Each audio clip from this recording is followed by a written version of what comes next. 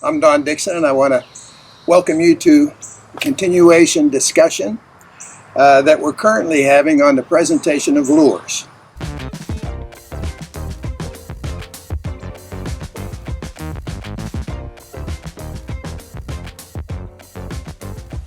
In order to have the proper impact on you as to the importance of trolling, I'm going to walk you down through sort of memory lane with me and maybe remind you of a couple of things I've already talked about with you to verify what I'm saying and remind you of how I describe catching those fish or that stringer of fish.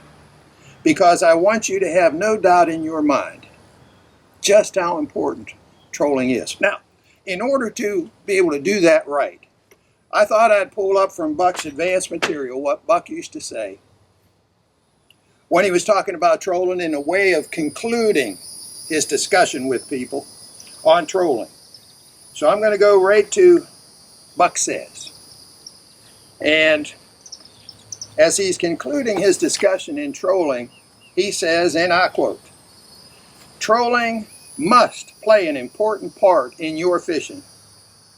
And if done correctly, and for many, many reasons, it will help you to accomplish 10, and he lists them, 10 very important things. And I'm going to read them off to you.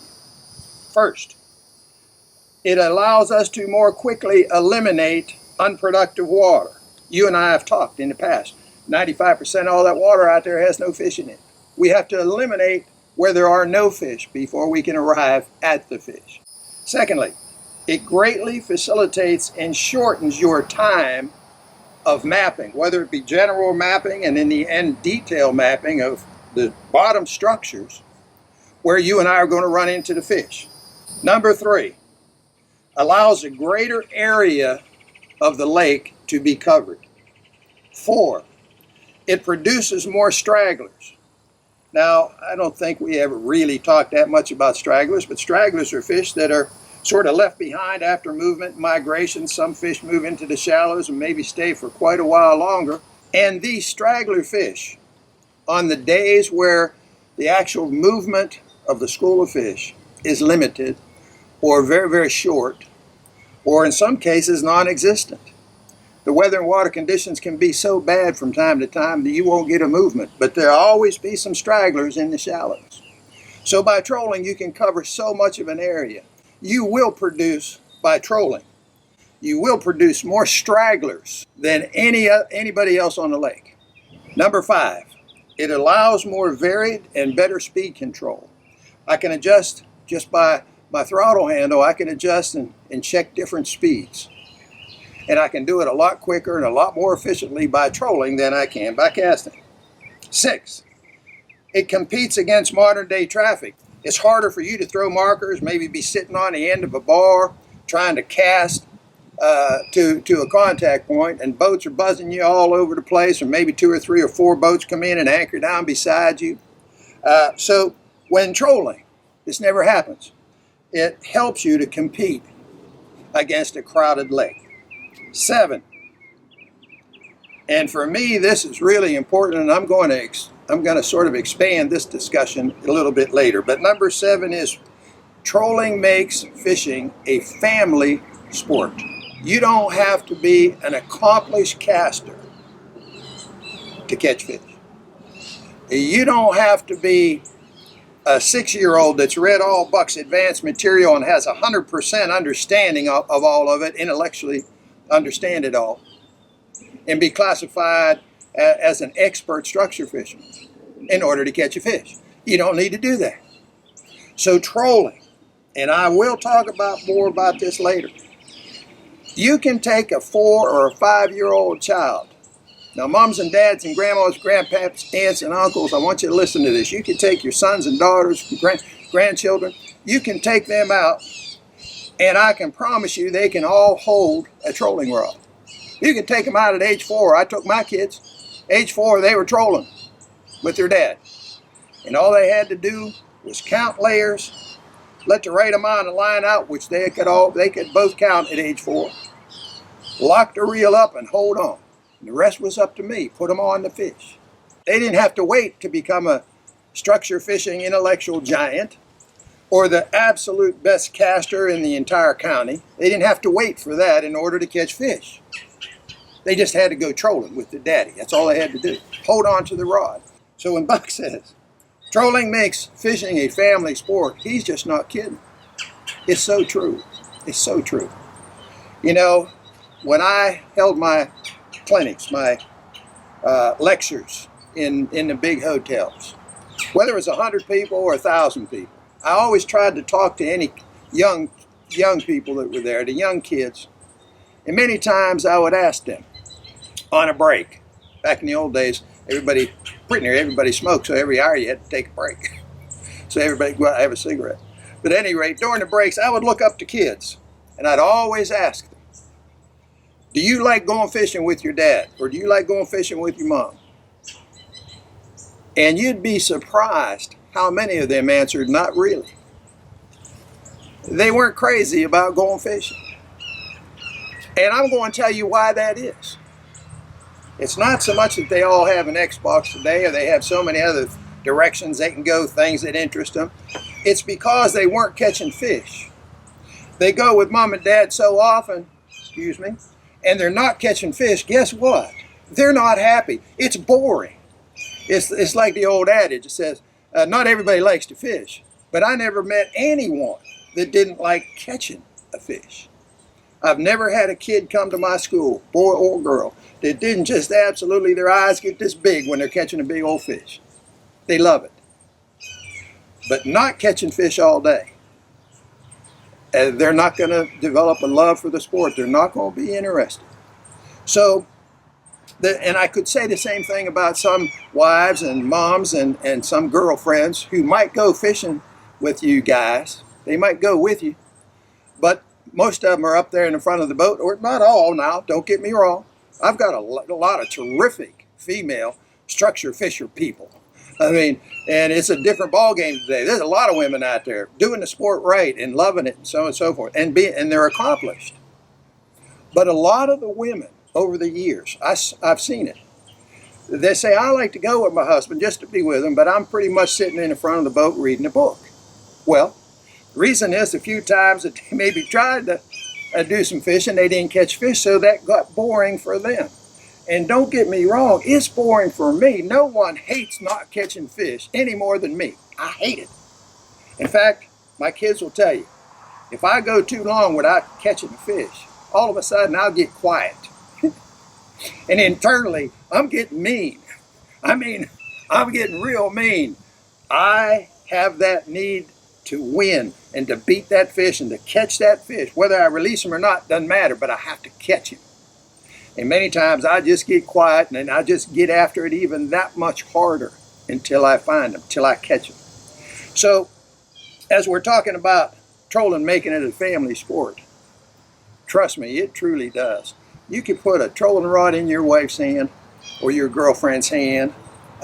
You can put that trolling rod in your children's hands, daughters, sons, granddaughters, grandsons. You can put that trolling rod in their hands and just tell them cut a certain amount of layers, lock the reel up, and hold on. And when they catch a fish, especially when they start catching some big fish, you will have developed in them a love of the sport which will trigger them to move forward and get better and work at their fishing and so on and so forth. You bring them up the right way. If they just go out and try to learn how to cast at age 5, pretty soon they're going to lose interest in that because it's a little too difficult for them. They can't quite get the hang of it yet. They're too young. But they're not too young to go trolling. So I'm really big on this one. Trolling makes fishing a family sport. And to me, I really want to see fishing as a sport come back to the way it used to be. I was so fortunate to have a father who introduced me to fishing and then introduced me to hunting and got me in the outdoors way back when I was really young. I was talking with a man on the phone the other day. He and I have a similar background, and we were both wading in Tionesta Creek outside of Pittsburgh, trout fishing on opening day, wading, fly fishing at age 7. So my dad was like most of the dads where I grew up. They took their kids out And they didn't just take them and let them go off and go fishing.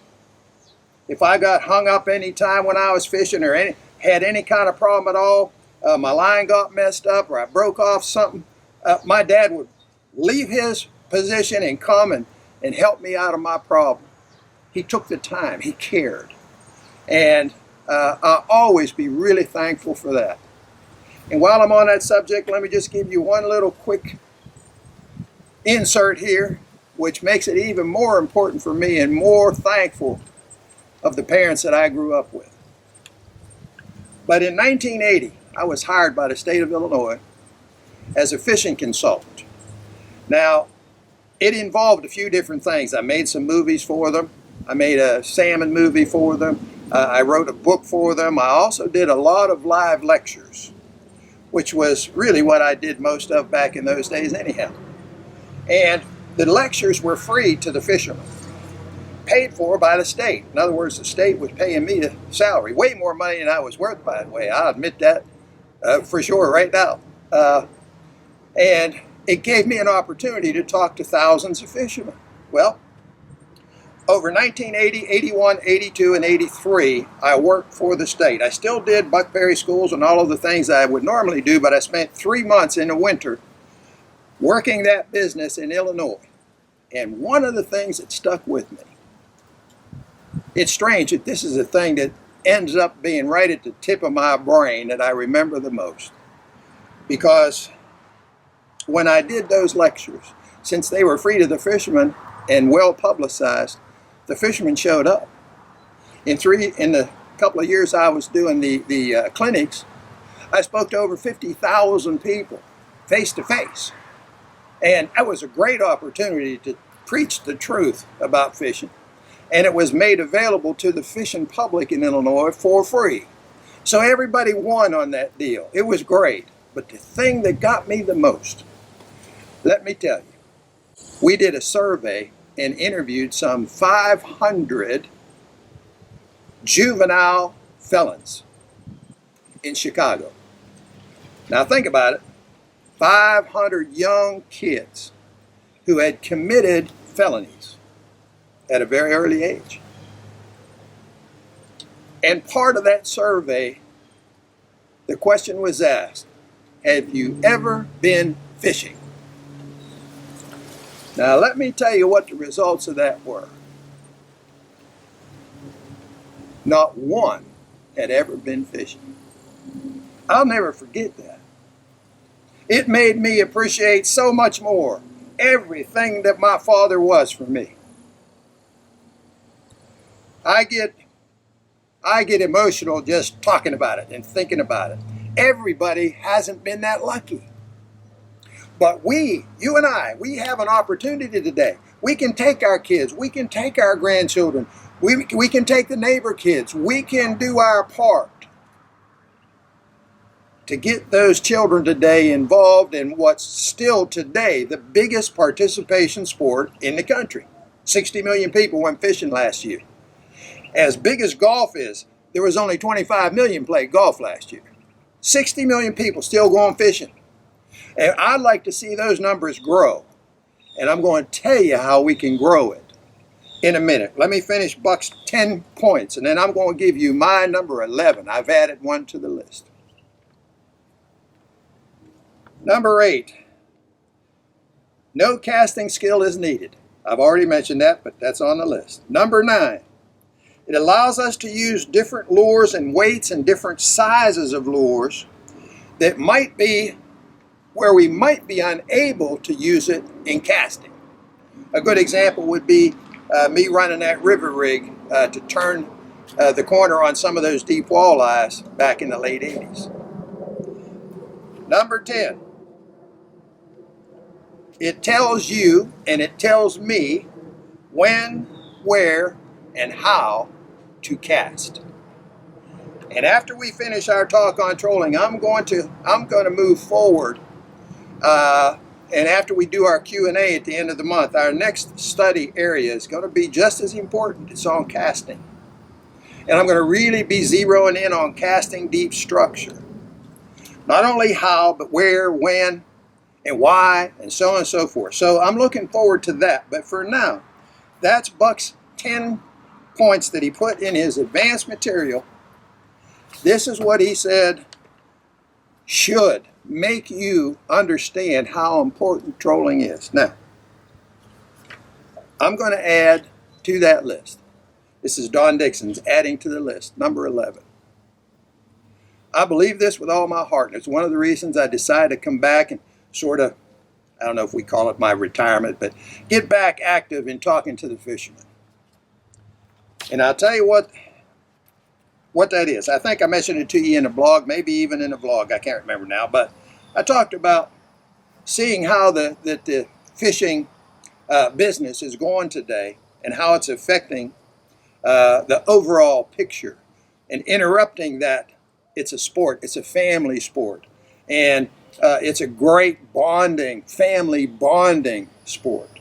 That's kind of gone away, and everything's competition, and we've got guys out there running 75-mile-an-hour boats wearing jumpsuits like the stock car drivers wear, you know, and it's really sexy, and it influences our young people. But when it comes to catching fish, it has nothing to do with it. It has absolutely nothing to do with it, and in most cases, as I pointed out in our discussion on tools, it actually hurts you. It doesn't help you, it hurts you. So it was important to me as I looked at the overall picture of fishing today, as opposed to when I officially retired back in the year 2000, or 2002, whatever it was. It's a totally different picture today. No one's talking about the truth. No one's telling it the way it is, because they don't want to be that outsider. They don't want to be that guy that everybody goes, oh, gee whiz, he trolls. Oh, really? I can't imagine not trolling. And I'm going to show you in our next discussion exactly what I mean by that. And I'm going to show you with all the pictures to go with it. I'm going to make my point once and for all about trolling before we move on to casting. But that being said, let's get to number 11. If I write a new book, I'm going to have Buck's 10 points, then I'm going to write number 11. I'm going to put it in, put a little asterisk. Don Dickson's take on things. I truly believe this. I believe it with all of my soul. If nothing changes, our sport is going to disintegrate, and we will see the numbers falling. And I would hate to see that. And I'm going to tell you why. Even with all of the misguidance about what it takes, especially today in catching a bass, by the tournaments that are being run and run during the spawn, we've already had those talks. Those guys look so pretty and so sexy, all dressed up. They look professional. Some of them are. Most of them aren't all that professional. And there's a lot of them that'll try to refute everything Buck Perry said. And the funniest part about that is Buck forgot more than they'll ever know about catching fish. That's just the way it is. I don't know if I'll leave that in this vlog or not, because I don't want to make anybody mad. And I can't blame anybody for not knowing they don't know. But as we get to number 11, I believe this with every part of my being. If we don't change it, fishing is going to go like this. Because listen, if you've got a young 18, 19-year-old kid who's watching all that stuff on ESPN, and he thinks, okay, excuse me, first thing I got to do is get me a boat. Well, I'll have to finance that over 5 or 6 years, maybe 7 years. Because the boat I want, the great one that I want that so-and-so is using, on the trail, which he gets free, by the way, you got to pay 50 grand for. So now you're a teenager looking, well, I need 50 grand for a boat. 40 grand. I saw a little aluminum john boat with 2 seats in it the other day was selling for 18 grand. Couldn't believe it. But if you want to be like one of the real superstar guys today, you got to spend 50 grand or more. And then you got to go out and buy a $50,000 truck to pull it. And then you got to go get you a new graph and your GPS and your picture and your side angle and all of those other things that everybody's talking about. And before you know it, your teenager realizes he's got to finance some 125 grand just to go fishing. You know what's going to happen there, don't you? Most of the kids in this country grew up like I did. We didn't have a bunch of money. We couldn't just go throw money away. And you wouldn't dare ever finance something unless it was a home. And as I got older, that included a car. But other than that, you're not financing a boat and motor to go fishing.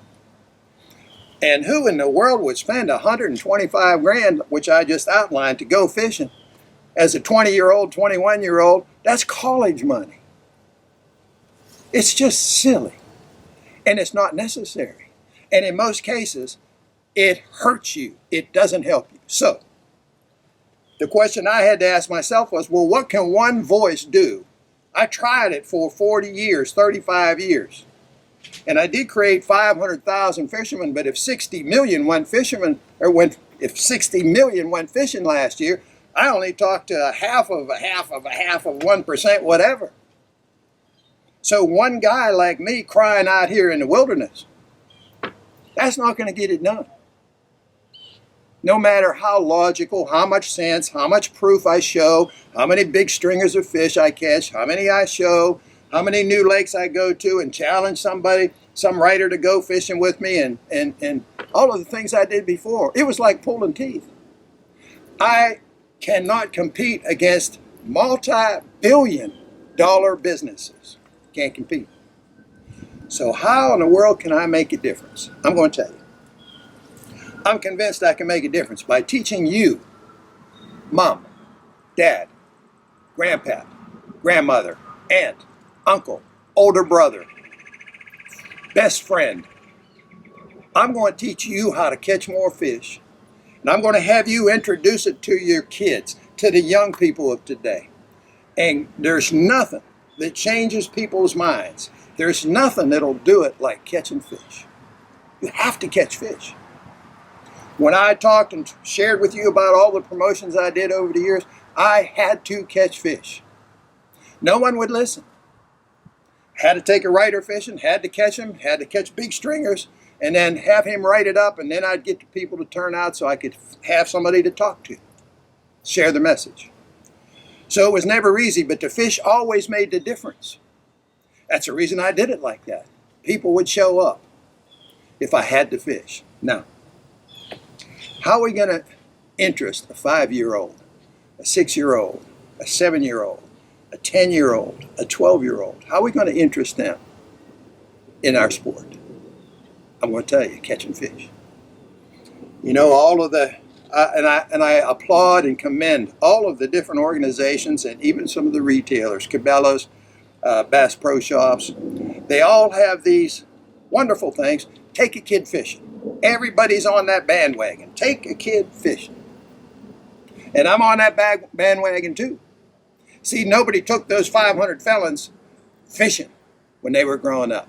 So we're all on the same page, but I'm telling you, in order to make a difference, taking them fishing's not enough.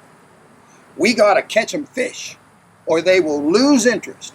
Adults lose interest. Your wife, your girlfriend, your mother, she's got to lose interest if she's not catching fish. You're going to lose interest if you're not catching fish. Sooner or later, you're going to give it up and go golfing. We have to catch fish. And if you want to bring your children up or your grandchildren catching fish, your next question should be, how the heck am I going to do that? Do I have enough time to educate myself and then educate them and so on and so forth? Do I have enough time? Can I make a difference? Yes, you can. And I got the answer for you. Because your real question is, how am I going to catch my children, grandchildren, my nieces and nephews, how am I going to catch them a bunch of fish in the quickest amount of time without me becoming an expert? Trolling. And you can catch your kids some fish. And pretty soon, you catch them enough fish, they have an interest. They can't wait to go to the next time. They can't wait to go the time after that, because every time you take them out, you're catching fish, trolling. And they don't have to be an expert caster. They don't have to be an intellectual giant. They can be 4 years old, like this picture I'm going to show you of my 4-year-old son back in the day when I started him trolling. And then after he got a year or two older, I was taking his little brother at age 3 or 4. And here they are again, always catching fish. And today they love the sport. I'm going to tell you more about them the next time we get together. But I believe the future of fishing Just like the future of teaching, the future of science, the future of medicine. I don't care what you're talking about. Whatever it is, whatever the subject, the future is the young people. It's not me. And it's not you, Grandpap. It's not you either. It's the kids. So in every other walk of life, young people understand if they want to do something and do it well, they need some training. Fishing's no different. But you can't get them interested in getting trained unless you're catching them some fish. And the way to do it, my friends, is to go trolling. Now, I'm going to leave that for today. And the next time we come back, just here in a couple of days now, we're going to come back and I'm going to talk about all of the virtues of trolling in my past. What happened to me in the framework of my some 45 years since I met Buck Berry. I'm going to tell you a whole bunch of different things and show you some pictures to verify what I'm telling you is true. And then after that, we're going to have the Q&A for the month. And I wanted to thank you all in advance. You guys have been sending a bunch of great questions in, and I want you to keep them coming. If you're a subscriber, send your questions, and we're going to answer them. And we're going to have a good time with it. And that'll be coming up after the next time we talk. It'll be coming up before the end of the month. So, all that being said, I want to thank you for being with me today. And I want you to like us and follow us on Facebook. And be sure to subscribe and be part of the Q&A and see if we can't get all of your fishing questions answered. So, till the next time, thanks for being with me today. Appreciate you guys.